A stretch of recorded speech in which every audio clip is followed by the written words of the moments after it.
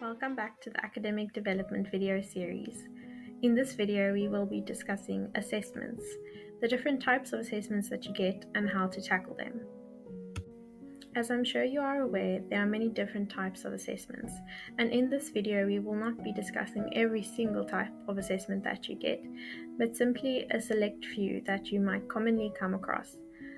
Just keep in mind that assessments are a lecturer's way of testing or seeing what knowledge you have gained throughout the module. So firstly, let's discuss an essay paper. This is one of the most common forms of assessment here at Cornerstone.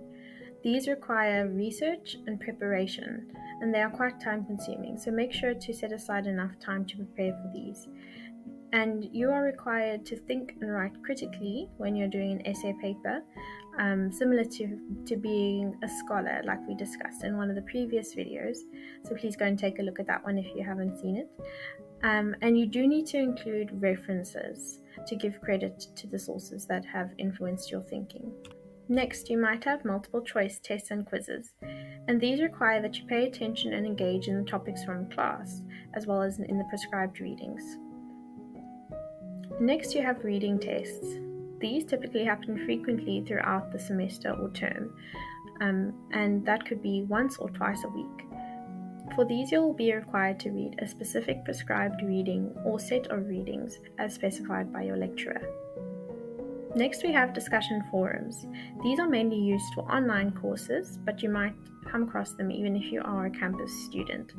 For these forums, you'll be given a specific topic or topics to discuss on the Funder platform. The extent of engagement varies, but usually you have to make an initial contribution of your own in response to a question that's provided by the lecturer or a topic, and you will also have to give a response to others' posts. You'll do this by commenting on their posts in the discussion forum tab. Next, we have case studies. With a case study, you'll either be required to construct a case study of your own or conduct an analysis on a case provided. For a case study, you're typically required to analyze or apply your knowledge to a specific context which will be provided in the case. You will need to use the theory learnt in class as well as make suggestions and recommendations as required based on your lecturer's instructions. Next, we have presentations. These might be individual presentations or group presentations, but either way, they're an oral presentation of the work that you've done in front of the class using PowerPoint slides or other media. You will be required to present the facts or information on specific topics that have been given to you. Next, we have interviews.